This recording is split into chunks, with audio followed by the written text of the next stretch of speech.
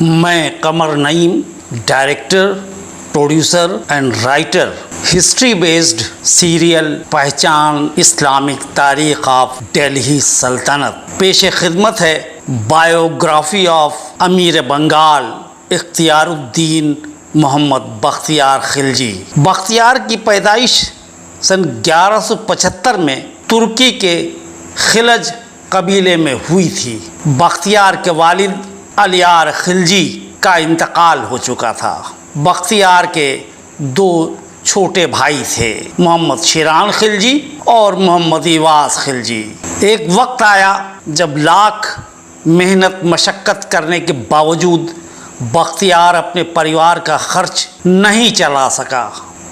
ایک دن جب اسے بغداد کے بازار میں کام نہیں ملا تو وہ عاجز آ کر غلاموں کے بازار میں کھڑا ہو گیا اور خود کو بیچ دیا۔ بغداد کے ایک تاجر نے بختیار کو خرید لیا تھا۔ سن 1191 میں ترائن کی پہلی جنگ میں ملی ناکامی کے بعد محمد غوری نے جب منہ مانگی قیمت پر غلام خریدے، انہی میں ایک بختیار خلجی بھی تھا۔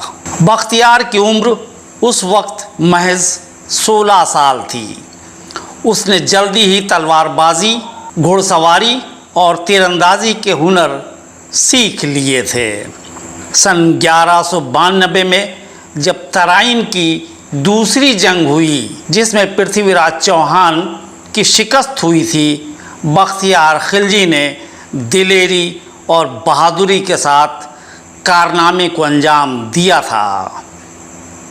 جنگ کے بعد غزنی میں جب سلطان محمد غوری بہادر سپاہیوں کو انعامات سے نواز رہے تھے، بختیار کا نمبر آیا تو سلطان نے اتنے کم عمر بہادر سپاہی کو دیکھا تو بہت خوش ہوئے۔ سلطان کو لگا بختیار کچھ کہنا چاہتا ہے۔ انہوں نے بختیار سے پوچھا، تمہیں کچھ کہنا ہے؟ بختیار نے کہنا شروع کیا، سلطان حضرت، میرے خاندان اور میرے قبیلے کے لوگ بہت غریب ہیں، میں انہیں اپنے ساتھ رکھنا چاہتا ہوں، لیکن میں چاہتا ہوں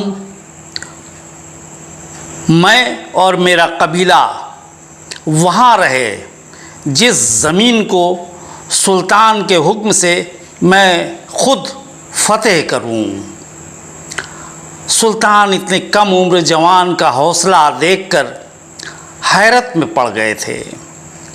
سلطان نے خط کے ساتھ بختیار کو ہندوستان کی راجدھانی لاہور بھیج دیا۔ لاہور میں امیر ہندوستان قطب الدین ایبک نے بختیار کے حوصلے دیکھ کر ان کو امیر بدایوں التتمش کے پاس بھیج دیا۔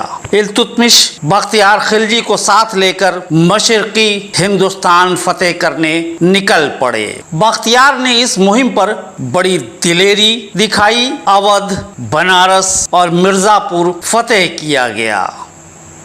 پھر التتمش نے بختیار کا امتحان لینے کے لیے ان کو محض 16 گھوڑ سوار دیے اور نالندہ فتح کرنے کا حکم دیا۔ بختیار نہ صرف نالندہ کو فتح کیا بلکہ وہاں کے قلعے ڈھا دیے۔ اس کے بعد وہ رکا نہیں، وہ تکشلا پہنچ گیا۔ یہاں بھی قلعے ڈھائے گئے اور کئی سرکاری مرکز بھی نیست نابود کر دیے گئے۔ پھر وہ ویدانتا پوری پہنچا جہاں موجود تمام سپاہی قتل کر دیے گئے، سرکاری مرکز مٹا دیے گئے۔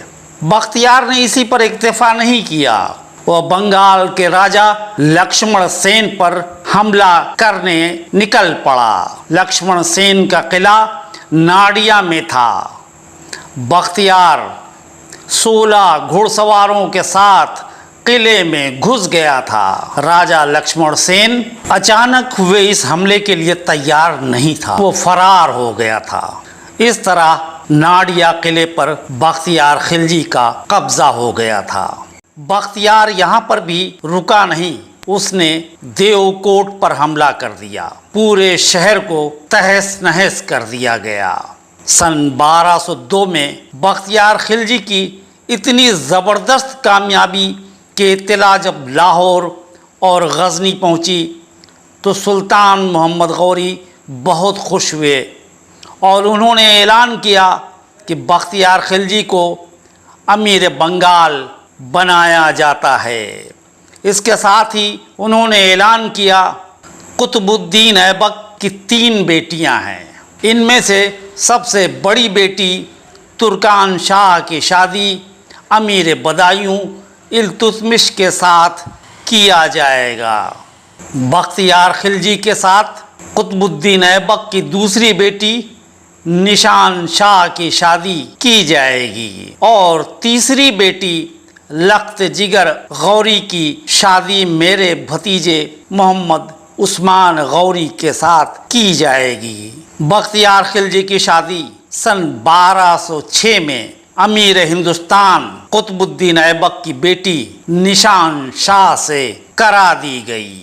بختیار خلجی نے مہم تبت فتح میں نیپال کے علاقے سکم کے ساتھ تبت کے کچھ علاقے فتح کر لیے تھے۔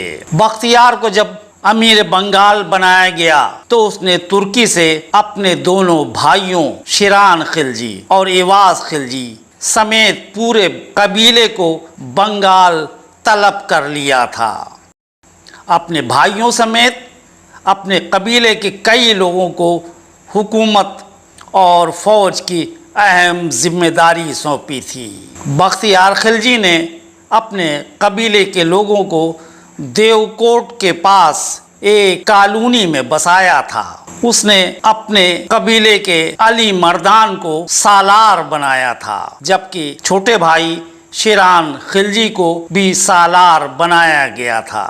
بختیار نے نالندہ میں فوجی تعلیم کی چھاونی بنائی تھی اور فوجی ساز و سامان بنانے کے کارخانے کھولے تھے۔ نالندہ کا امیر ایواز خلجی کو بنایا گیا تھا۔ بختیار خلجی نے دیوکوٹ کو بنگال کی راجدھانی بنایا تھا اور چونکہ وہ بہت بہادر تھا اس لیے اب تک اس نے اپنا قلعہ نہیں بنوایا تھا۔ وہ اوطاق یعنی خیموں میں رہتا تھا۔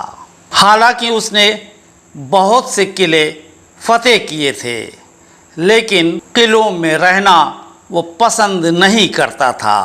بختیار کی چھوٹی سی زندگی میں صرف ایک اولاد پیدا ہوئی جس کا نام تھا ابراہیم۔ بختیار کی بیوی نشان شاہ اور اس کے بچے ابراہیم کو محمد غوری کی بیوی ارجمند غوری بہت پیار کرتی تھی، لہذا نشان شاہ اور ابراہیم نے اپنی زندگی کا زیادہ وقت ارجمند غوری کے ساتھ لاہور، بدایوں اور دلی میں گزارا تھا۔ بختیار خلجی کی کامیابی سے اس کی فوج کا ایک سالار علی مردان خوش نہیں تھا، اس کی نظر حکومت پر تھی۔ اس کی دوستی امیر دلی آرام شاہ سے ہو گئی تھی۔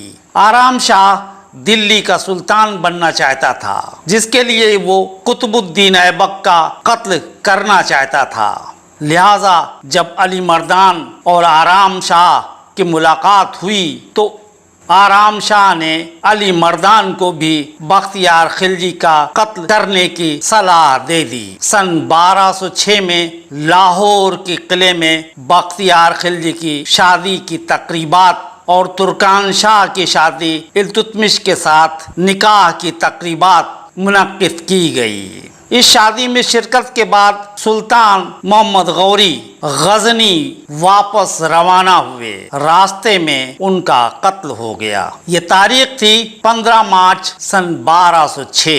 24 جون 1206 کو ہندوستان کے نئے سلطان قطب الدین ایبک کا اعلان کیا گیا۔